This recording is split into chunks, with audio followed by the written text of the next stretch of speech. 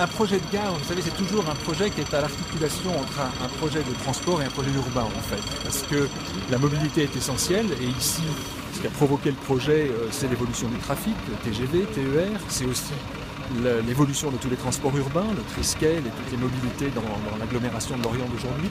Et en même temps, c'est un projet de ville, puisqu'on est au cœur d'un nouveau quartier qui émerge, qui est la ZAC, quartier de gare.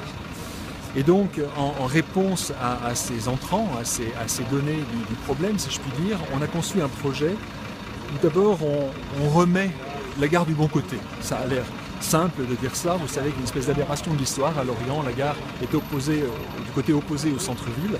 Et il s'agit donc de la remettre du côté où les gens vivent, où les gens sont, où les gens arrivent, et donc vers le sud, vers le centre-ville. Ensuite, on crée devant ces accès au nord et au sud des grandes places. Ce bâtiment, nous l'avons voulu très fonctionnel, donc très facile à utiliser, très fluide. Vous savez, dans une gare, il y a un élément qui est extrêmement important, c'est la compréhension des cheminements.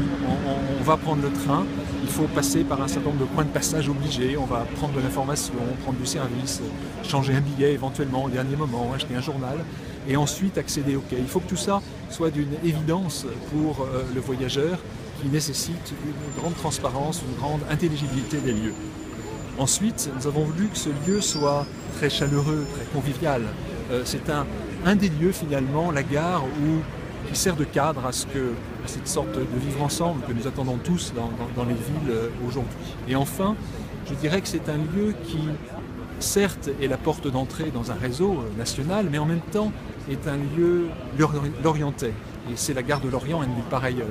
Et donc nous avons voulu que dans son écriture architecturale, elle s'inscrive dans la chaîne des équipements, des grands équipements de la ville. Vous savez, il y a une écriture très particulière à Lorient, c'est une histoire qui est celle de la pierre, du granit, et puis après à la reconstruction du béton avec ses pointes de couleur, avec tout ce cadre bâti qui fait le charme de la ville orientaise.